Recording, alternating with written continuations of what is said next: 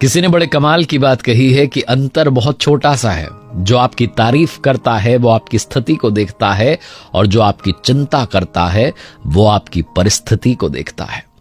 नमस्ते, मैं हूं आरजे कार्तिक। एक बड़ी छोटी सी कहानी सुनाता हूं। ये कहानी प्रवीण नाम के केमिस्ट की, जो दवा की दुकान चलाता था और 10 साल से यही काम कर रहा था। अकेला ही उस दुकान को संभालता था और उसे एक एक जगह का आइडिया था कहां पर कौन सी दवा रखी हुई है। सब कुछ उसे पता रहता था। कस्टमर्स के साथ में बहुत अच्छा उसका इंटरेक्शन रहता था, लेकिन एक ही कमी थी, वो भगवान को नहीं मानता था।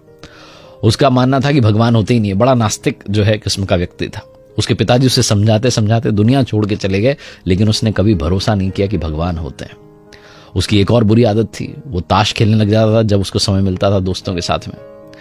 दवा की दुकान में जैसे ही कस्टमर्स की भीड़ कम होती थी, उसके दोस्त आ जाते थे, बैठ करके ताश खेलना शुरू कर देते थे। इस पर भी उसके पिताजी ने उसे बहुत टोका, लेकिन वो कभी सुधरा नहीं। पिताजी तो अब इस दुनिया में थे नहीं, वो अपना बिजनेस चला रहा था, दवा की दुकान चलाता था। एक दिन शाम का समय था, उसके दोस्त आ गए और तभी तेज बारिश बाहर शुरू हो गई। तो दोस्तों ने कहा, अब तो घर भी नहीं जा पाएंगे, तेरी दुकान पर कस्टमर भी नहीं है, चलो ताश शुरू करते हैं। उन्होंने ताश खेलना शुरू कर दिया। अब ताश खेलने लगे, उसमें मशगूल हो गए।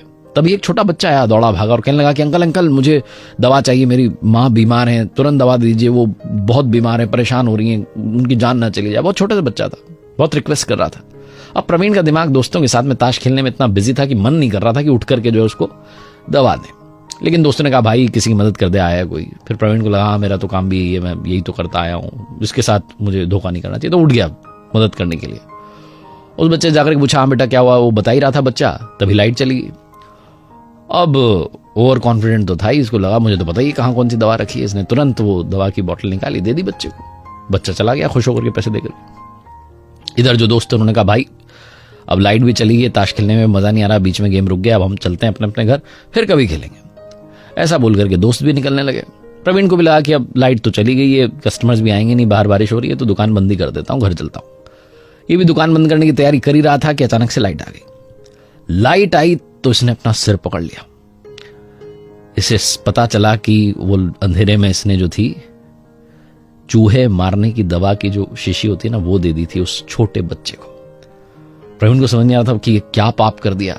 उस बच्चे का ना नाम ना पता नहीं कहां से आया था, कौन था। और ये सोच रहा था वो छोटा बच्चा नादान है, पढ़ना लिखना पता नहीं जानता होगा। वो दवा अगर उसने जाकर के अपनी माता जी को दे दी तो माँ तो चली जाएंगी दुनिया छोड़ करके, बीमारी ठीक होने की जगह वो दुनिया ही छोड़ जाएंगे। उसका दिमाग खराब हो गया, अंदर से घबराने लगा, क्या करूं। मन ही मन सोच रहा था, ये ताश की बीमारी हटाऊंगा, ताश खेलना बंद कर दूंगा, लेकिन ये सब बाद में, पहले बच्चे को कैसे बचाऊं।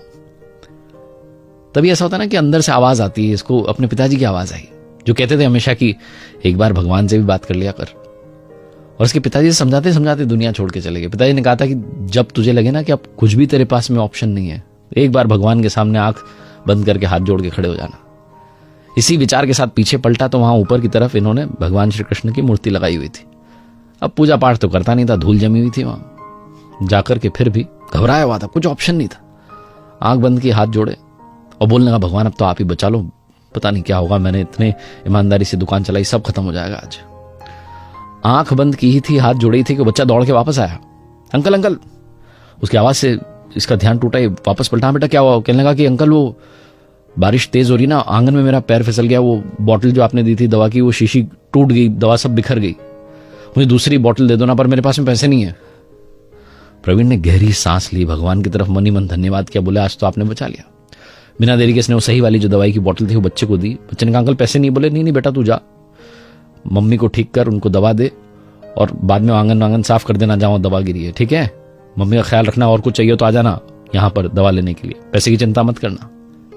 वो बच्चा चला गया खुश होकर के, और ये भगवान को मन ही मन धन्यवाद करने लगा, प्रभु आपने बचा लिया, वरना आज सब खत्म हो जाता। उस दिन से इसकी आस्तिकता बढ़ गई। उस दिन से इसे समझ में आया कि नास्तिक होने का कोई मतलब ही नहीं था। वो हैं, वो सबकी पुकार सुनते हैं, लेकिन एक बार आप सच्चे हृदय से पुकारो तो सही। हम में से बहुत सारे लोग विश्वास तोड़ लेते हैं, घबराने लगते हैं, मानते ही नहीं है। उन लोगों की आंखें खोल देने वाली कहानी है ये। एक बार फिर से वही बात कहूंगा जो अक्सर आपसे कहता हूं, कर दिखाओ कुछ ऐसा कि दुनिया करना चाहे आपके जैसा।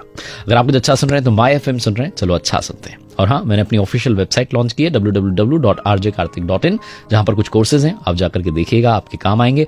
और सारे कोर्सेज हम ऐड करने का प्रयास लगातार करते रहेंगे।